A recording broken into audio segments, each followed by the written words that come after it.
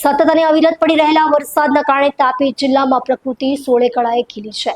ત્યારે સોનગઢ તાલુકાના ચીમેર ધોધની વિશેષ મુલાકાત લેતા કેવા અદ્ભુત નજારો જોવા મળ્યો અને ત્યાં પ્રવાસીઓ શું કહ્યું, આવો સાંભળીએ।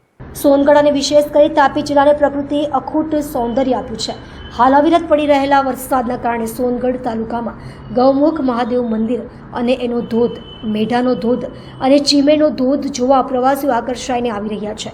ત્યારે ગુજરાતના ખબરીલાલ ન્યૂઝની ટીમ દ્વારા ચીમેર ધોધની વિશેષ મુલાકાત લેતા ત્યાંનો આહલાદક નજારો અને સોળે કળાએ ખીલેલ પ્રકૃતિનો નજારો કેમેરામાં કેદ થયો હતો। 100 ફૂટથી પણ વધુ ઊંચાઈએથી પડતા આ ધોધનો પ્રવાહ એક અલગ સંગીત ઊભું કરી રહ્યું હતું અને ત્યાં આવેલા પ્રવાસીઓ પણ આ અદ્ભુત નજારો જોઈને આનંદિત થઈ રહ્યા હતા। ત્યારે અદ્ભુત ધોધ વિશે ત્યાં આવેલા પ્રવાસીઓએ શું કહ્યું, આવો સાંભળીએ। ડૉક્ટર બિંદેશ્વરી શાહ, તાપી। મિત્રો, મુસાફિર હું યારો વિશેષ એપિસોડમાં આજ રોજ આપણે ચીમેરનો ધોધ જોવા જઈ રહ્યા છે। સોનગઢ તાલુકાનું આ ચીમેર ગામ, તમે જ્યારે સોનગઢ વ્યારાથી સોનગઢ તરફ આવો ત્યારે ઓટા 4 રસ્તાથી જે ગૌમુખ તરફનો રસ્તો છે એ રસ્તા પર તમે આગળ વધો ત્યારે સોનગઢથી આશરે 25 થી 27 કિલોમીટર તમે આગળ વધશો ત્યારે ચીમેર નામનું આ ગામ આવશે અને ચીમેર પહોંચ્યા પછી ગામનો બોર્ડ દેખાશે, એનાથી થોડુંક આગળ આવો તો તમને આ ચીમેરના ધોધ તરફ જવાનો જે રાઈટ સાઈડ છે એ તરફ રસ્તો જોવા મળશે। તો ખૂબ જ સુંદર ને આહલાદક ધોધ છે। નાનકડું આ ગામ છે, પ્રકૃતિના ખોળામાં વસેલું આ ગામ છે અને અહીં તમને આસપાસમાં નાની મોટી દુકાનો પણ જોવા મળી જશે અને અહીંની જે વાનગીઓ છે એ પણ તમને અહીં ખાવા મળશે।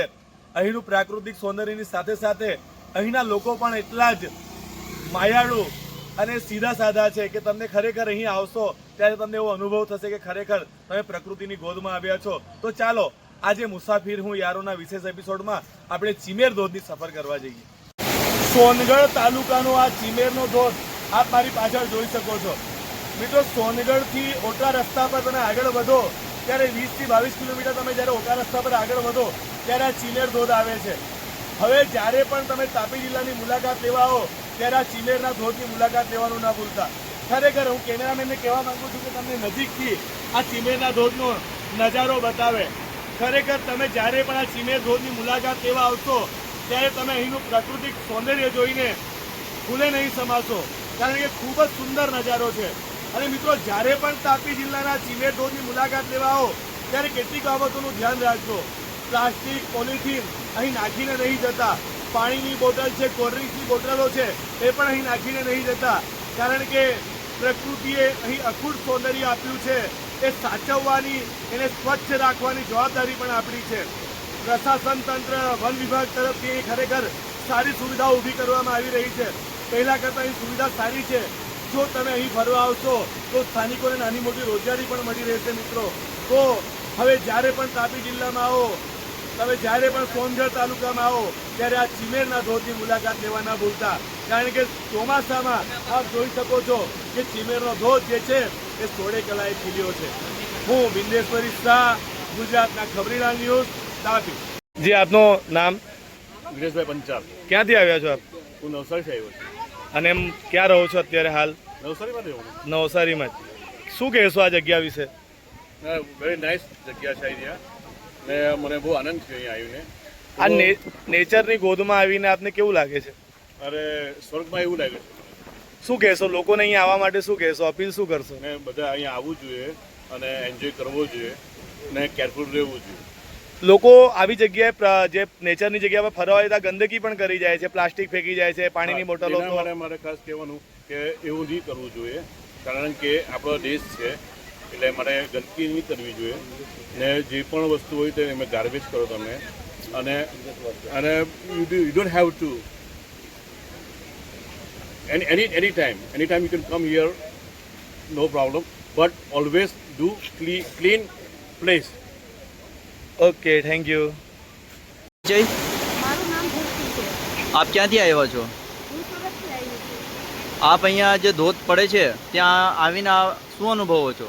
અહીંયાનો અનુભવ ખૂબ જ મસ્ત છે અને અહીંયાનો વ્યૂ પણ એકદમ જોરદાર છે અને તમારે પણ તમારી ફેમિલી સાથે આવવું જોઈએ। અમે પણ અમારી ફૂલ ફેમિલી સાથે અહીંયા આવે છે અને બહુ જ મજા આવે છે। આપ શું મેસેજ આપવા માંગો છો? અમે અહીંયા એમ મેસેજ આપવા માંગીએ છીએ કે અહીંયાનું જે આજુબાજુનું પબ્લિક છે તે અહીંયા આવો, અહીંયાનું વ્યૂ માણો, અહીંયા એન્જોય કરો એટલે તમારી ફૂલ ફેમિલી સાથે અહીંયા આવો. અને જે આપ કચરા અને એના વિશે શું કહેવા માંગો છો? તો કચરા વિશે એવું કહેવા માંગે છે કે તમે અહીંયા આવો તો કચરો કચરા પેટીમાં નાખો, ગમે ત્યાં ન ફેંકો. પ્લાસ્ટિક છે એ તમે કચરા ડબ્બામાં નાખવું જોઈએ. પાણીની બોટલ ગમે તે વસ્તુ હોય તે તમારે કચરાના ડબ્બામાં નાખવું જોઈએ, ગમે ત્યાં ન ફેંકવું જોઈએ, તેથી વ્યવસ્થિત રહેવું. શું નામ તારું? ગોધાણી જલ ક્યાંથી આવ્યો? સુરતથી. કેવું લાગે છે આ ચીમેર ધોધ પર આવીને? ખૂબ જ સારું. શું કહેવા માંગે છે લોકોને? અહીંયા આવવું જોઈએ કે નહીં આવવું જોઈએ? આવવું જોઈએ. કેવું લાગ્યું તને અહીંયા આવીને? તારો એક્સપિરિયન્સ શું રહ્યો? સારો. સારો રહ્યો. તારા બધા ફ્રેન્ડને અને બીજા બધા લોકોને શું કહેવા માંગે છે આ જગ્યા વિશે? કે આ જગ્યાએ ફરવા આવવું જોઈએ. આ મસ્ત કુદરતી જગ્યા છે. કેટલા ધોરણમાં ભણે છે તું? ચોથા. મજા આવી તને અહીંયા આવીને? હા. Okay, thank you. Welcome.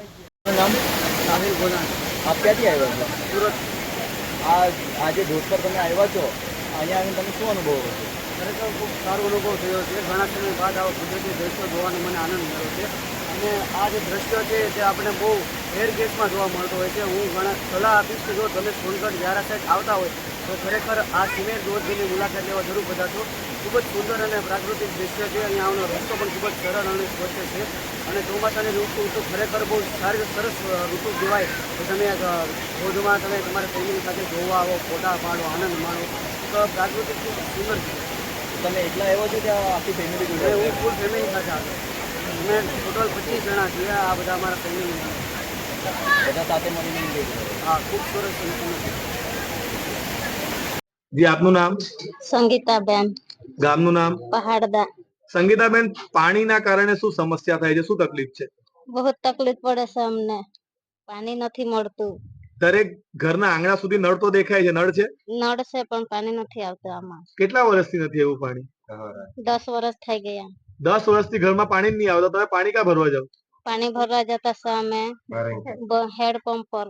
Hand pump પર. હવે બેન, તમે હેન્ડપંપ પર પાણી ભરવા જાઓ એના કારણે કઈ કઈ તકલીફ થાય? ઢોર ઢાકરને પાણી પીવડાવવામાં કે બાળકોને સ્કૂલ મોકલવામાં કે કપડાં ધોવામાં, વાસણ ઘસવામાં શું તકલીફ થાય? બધી જ તકલીફ પડે છે અમને. વાસણ ઘસવા, કપડા ધોવા, બાળકોને નાવ ધો કરવા બહુ તકલીફ પડતી છે અમને. તો તમે સરકારને શું કહેશો?